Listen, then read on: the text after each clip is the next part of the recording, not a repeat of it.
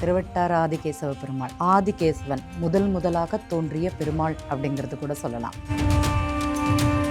108 வைணவ தலங்களில் இந்த தலமும் முதன்மையான தலமாக அப்படிங்கிறது இருக்குது. 16,008 சால கிராமங்களை கொண்டு உருவாக்குனது தான் இந்த ஆதிகேசவ பெருமாள்.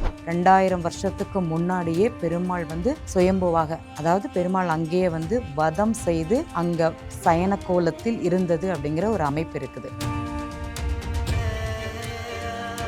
நெல்மணிகளை தங்கமாகவும் தனக்கு என்ன நடந்ததோ அது சார்ந்த நிகழ்வுகளாக தங்கமாகவே கொடுத்த ஒரு சரித்திரம் அப்படிங்கிறது இந்த கோவிலுக்கு இருக்குது. 22 அடி நீளம் உள்ளது மிகப்பெரிய பெருமாள், மிக பிரம்மாண்டமான தேஜஸுடைய முக தேஜஸ்ன்னு பார்த்தீங்கன்னா அவ்வளவு இருக்கும். அங்கே உள்ள சிற்பங்கள், அந்த பகவான் படுத்திருக்கிறது பார்த்தீங்கன்னா அந்த நரம்புலேருந்து கால்பாத சுவடுகள் வரைக்கும் நம்ம மனுஷன் ஒரு படுத்திருந்தா எந்த மாதிரி இருக்குமோ, விரல் நகம் அந்த நரம்பு அந்த பாம்புடைய இது அத்தனையுமே அங்கே இருக்குதானா அங்கே இருக்குதுன்னு சொல்லலாம். சால கிராமம் அப்படிங்கிறது மகாவிஷ்ணுவின் அவதாரம் அப்படிங்கிறது சொல்லுவாங்க. 27 சால கிராமம் ஒரு வீட்டில் இருந்ததுன்னா அந்த வீடுங்கிறது ஒரு கர்ப்ப கிரகத்திற்கு சமமான ஒரு புனித ஸ்தலமாக கருதப்படுகிறது.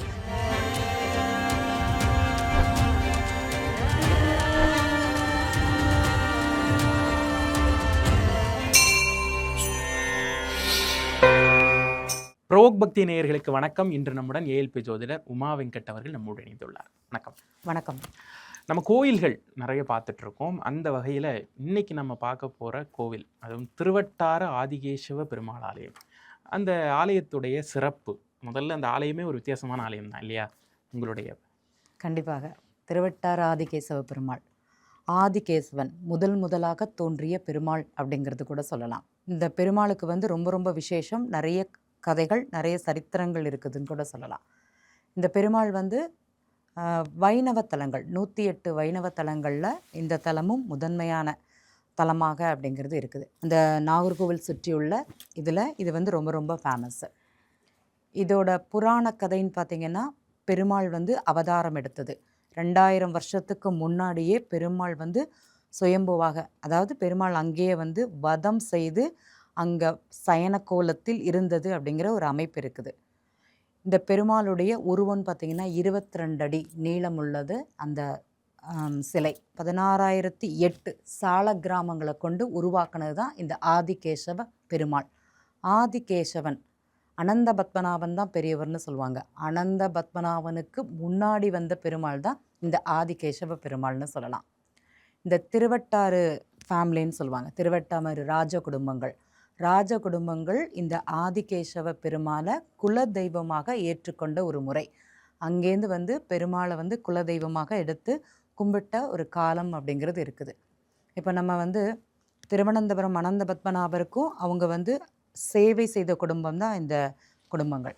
இருந்தாலுமே அந்த பெருமாளுக்கு என்ன இப்போ நமக்கு ஒரு வேண்டுதல் அப்படின்னா ஃபுல்லாக நிறைவேற்றணுன்னா ஒரு நெல் அளந்தோன்னா ஒரு தொகை அப்படிங்கிறது கொடுப்போம். அதே மாதிரி இந்த கோவில்களில் பகவானுக்கு தன்னுடைய வேண்டுதல் நிறைவேற்றினா நெல்மணிகளை தங்கமாகவும் தனக்கு என்ன நடந்ததோ அது சார்ந்த நிகழ்வுகளாக தங்கமாகவே கொடுத்த ஒரு சரித்திரம் அப்படிங்கிறது இந்த கோவிலுக்கு இருக்குது.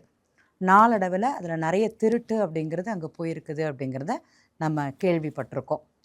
இந்த திருவட்டாறு 87வது திவ்ய தேசமாக அப்படிங்கிறது விளங்குறது. பெருமாள் அங்கே அவதரித்த ஒரு, அதாவது அவதார ரூபமாக அங்கே சயனக்கோலத்தில் இருந்த ஒரு வரலாறு அப்படிங்கிறது இருக்குது. கேசன் கேசி, அப்படி கேசவன் கேசி அப்படிங்கிற 2 அசுரர்கள் நிறைய அசுரர்களுக்கு தேவர்களுக்கு நிறைய பிரச்சனைகள் அப்படிங்கிறது கொடுத்தாங்க. அப்போ எல்லாரும் பெருமாள்கிட்ட வேண்டுதல் பிரார்த்தனை பண்ணி அவங்கள வதம் செய்யணும்னு சொன்ன உடனே பெருமாள் அங்கே அவதரித்து அந்த கேசவன் கேசியை வதம் செய்த தலமாக அந்த திருவட்டாறு அப்படிங்கிற தலம் சரித்திரம் பெற்றது, புராணங்களில் கூறப்படுகிறது.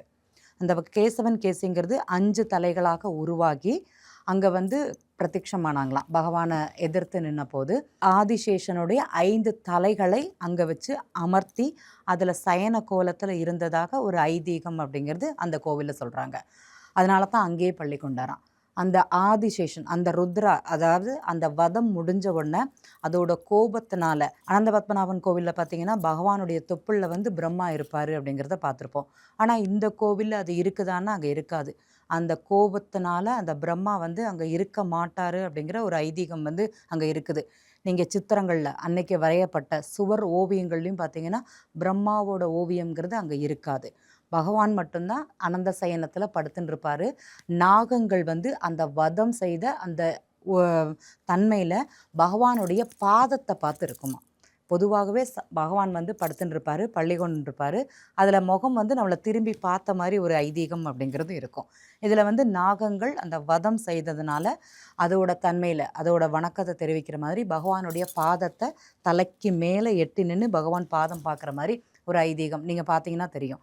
அனந்த பத்மநாபன் இருக்கக்கூடிய நாகத்திற்கும் இங்கே உள்ள நாகத்திற்கும் வித்தியாசம் இருக்குமானா இருக்கும். இந்த கோவிலோட மகத்துவம் என்னன்னு பார்த்தீங்கன்னா, திருச்சி ஸ்ரீரங்கம் எல்லாம் பார்த்தீங்கன்னா ஒரே வாசலில் பகவானை நம்ம போய் பார்க்கலாம். ஆனால் இங்கே 3 வாதில்களில் அப்படிங்கிறது திருவனந்தபுரத்துலேயும் திருவட்டார்லேயும் இருக்குமானா இங்கே இருக்கும். இந்த 3 வாதில்கள் இங்கே படுத்து சயன கோலத்தில் இருக்கக்கூடிய பெருமாள் வந்து மேற்கு வாசல் பார்த்து படுத்திருப்பார். அங்கே வந்து கிழக்கு பக்கமாக தலை வச்சு படுத்திருப்பாருன்னு சொல்லலாம். இந்த முதல் வாசலில் வந்து பார்த்திங்கன்னா பகவானுடைய தலை இருக்கும். அதே மாதிரி கைக்கு கீழே வந்து சிவனுடைய லிங்க ரூபமாக அவர் இங்கே காட்சி கொடுப்பார். நடுவில் வந்து அம்பாள் அப்படிங்கிறது இருப்பாங்க. கால் பாதம் அப்படிங்கிறது 3வது வாசல்.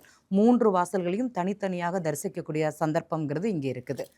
இந்த வதம் நடக்கும்போது அந்த கேசவன் கேசியோட மனைவி என்ன பண்ணாங்களாம், பகவானுடைய அவங்கள அழிக்கணும்னு சொல்லிட்டு அந்த கங்கை யமுனா நதிகளை வந்து கூட்டிகிட்டு வந்து அந்த இடத்தையே வந்து மொத்தம் நீரால் நிரப்பணும் அப்படிங்கிற ஒரு தன்மையில் கோபத்தில் அங்கே கூட்டிகிட்டு வருவாங்களாம். ஆனால் என்ன பண்ணுவாங்கன்னா தாயார் அங்கே மரகதவள்ளி தாயார் இருப்பாங்களாம். தாயார் என்ன பண்ணுவாங்கன்னா பூமியை வந்து கொஞ்சம் மேலே எடுத்து அந்த ஆறை வந்து வட்டமாக, அதனால தான் திருவட்டாறு அப்படிங்கிற ஒரு ஸ்தலப்பெயர் வந்து அந்த இடத்துக்கு வந்தது. அந்த 2 ஆறோட பேர் வந்து கோதை ஆறும் பதரி ஆறு அப்படிங்கிற 2 ஆறு வந்து அங்கே சங்கமித்ததாக ஒரு ஐதீகம் அப்படிங்கிறது இருக்குது. பூமியிலேருந்து 16 அடி உயரத்தில் தான் அந்த கோவில் அப்படிங்கிறது இருக்கிறதாக அங்கே புராணங்களில் அப்படிங்கிறது இருக்கிறது. இப்போது இந்த பெருமாளுடைய சொரூபமே வந்து ஒரு பிரமிப்பூட்டக்கூடிய ஒரு சொரூபமாக தான் இருக்குல்ல. ஏன்னா 22 அடி அப்படிங்கிறப்ப எனக்கு தெரிஞ்ச தமிழ்நாட்டில் இவர் தான் பெரிய பெருமாளாக இருப்பாரோ. அந்த பெருமாள் வந்து 22 அடி நீளமுள்ள அந்த பெருமாள் வந்து 16,008 சால கிராமங்களில் சேர்த்து வைத்த ஒரு பெருமாள் ரூபம் தான் அது. அதற்கு அபிஷேகம் அப்படிங்கிறது அங்கே கிடையாது.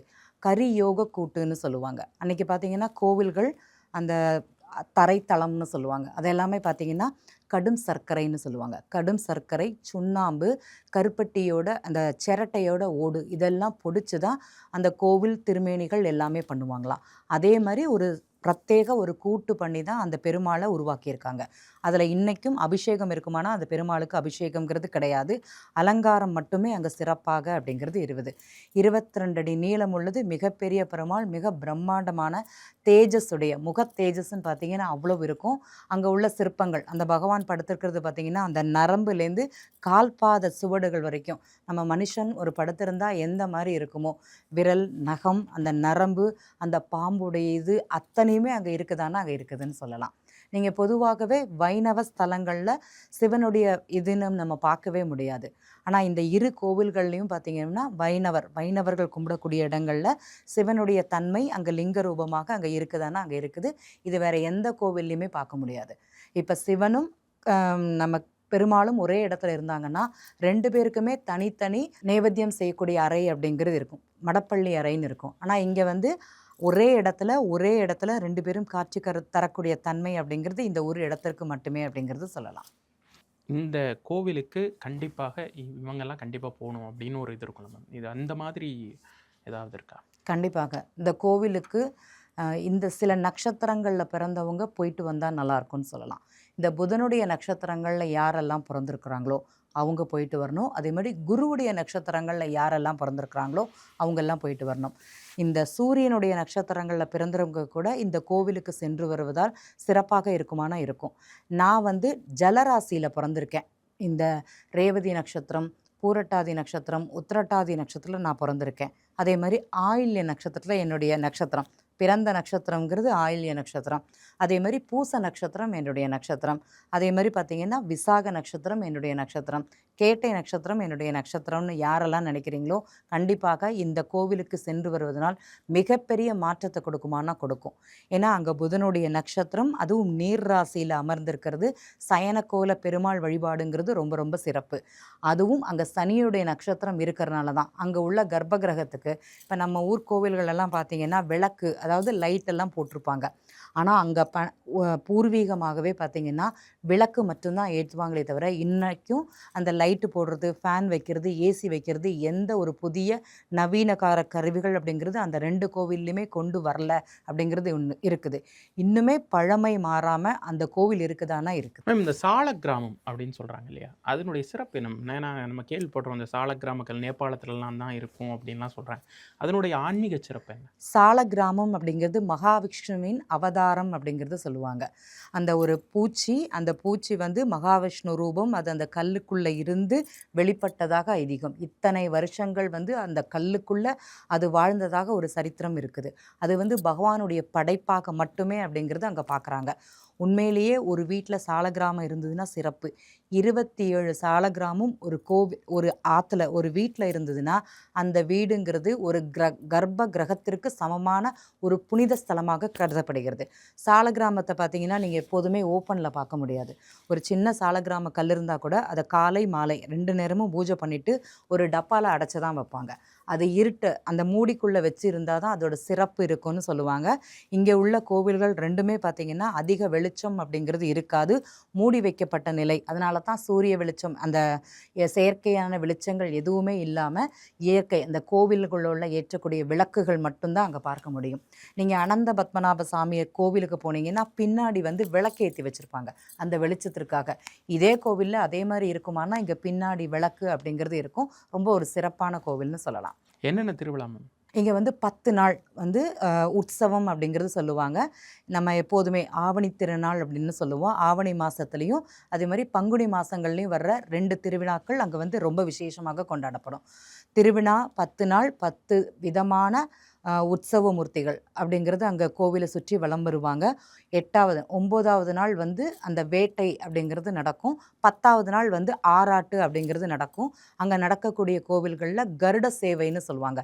பகவான் வந்து கருட வாகனத்தில் வந்து பகவானை கொண்டு வந்து ஆராட்டு அப்படிங்கிறது நடத்துவாங்க.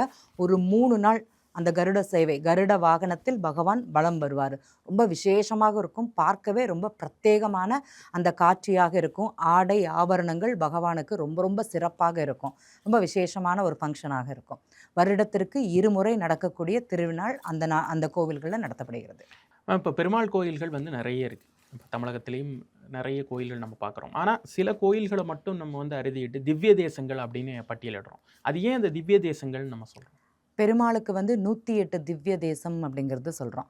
இப்போ நம்ம பார்த்த இந்த திருவட்டாறு அப்படிங்கிறது 87வது திவ்ய தேசமாக இருக்குது. பெருமாளுடைய 4000 திவ்ய பிரபந்தத்தில் மங்களாசாசனம் பாடின இடங்கள் தான் இந்த திவ்ய தேசங்களாக அப்படிங்கிறது கொண்டாடப்படுகிறது. இதில் 87வது திவ்ய தேசம் அப்படிங்கிறது தான் இங்கே இருக்கக்கூடிய திருவட்டாறு திவ்ய தேசம். இப்போ திருவட்டாறு ஆதிகேச பெருமாள் கோயிலுடைய தனிச்சிறப்புகள் வேறு என்னென்ன இருக்குது? அங்கே பார்த்தீங்கன்னா மரகதவள்ளி தாயார் அங்கே இருப்பாங்க.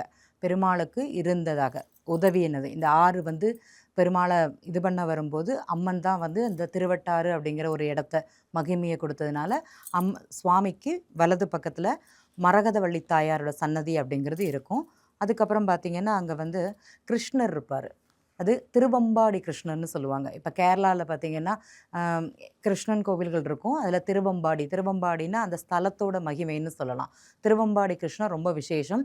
ரொம்ப குட்டி கிருஷ்ணர். குருவாயூர் கிருஷ்ணர் எப்படி இருப்பாரோ அதே மாதிரி ஒரு குட்டி கிருஷ்ணராக அங்கே அருள் பாலிக்கக்கூடிய ஒரு தன்மை அப்படிங்கிறது இருக்குது. இன்னும் பார்த்திங்கன்னா காவுன்னு சொல்லுவாங்க. நம்ம எல்லாருக்குமே ஐயப்பன் காவு அப்படிங்கிறது மட்டும்தான் கேள்விப்பட்டிருக்கோம்.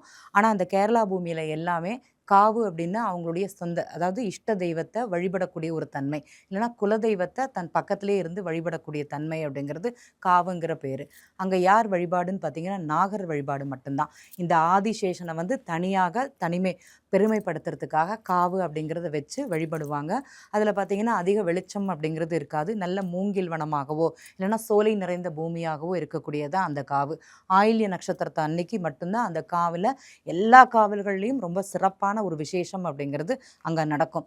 நீங்கள் ஆயில்யம் மாதம் மாதம் வரக்கூடிய ஆயில்ய நட்சத்திரம் எங்கே பார்த்தாலுமே அங்கே காவுக்கு தனியான பூஜை புனஸ்காரம், அங்கே நேவேத்தியம் பொங்கல் போடுவாங்க, அங்கே விசேஷமான பூஜைகள். இந்த குழந்தை பிறக்காதவங்க திருமணம் ஆகாதவங்க அங்கே காவில் வந்து நாகரூட்டுன்னு சொல்லுவாங்க, அது நடத்துவாங்க. அதே மாதிரி நூறும் பாலும்னு சொல்லுவாங்க. இந்த பால் அவில் மஞ்சப்பொடி போட்டு நூறும் பாலுங்கிறது பகவானுக்கு நேவேத்தியம் செய்வாங்க. அது குழந்தை பிறக்காதவங்களுக்கு குழந்தை பிறக்கக்கூடிய ஒரு தன்மையை கொடுக்குமானா கொடுக்கும். அங்கே போனாலே அது வந்து நிகழும் அப்படிங்கிறது சொல்லலாம். திருவட்டார் ஆதிகேச பெருமாள் குறித்த நிறைய விஷயங்கள் எங்களோட பகிர்ந்துக்கிட்டீங்க. ரொம்ப நன்றி. நன்றி.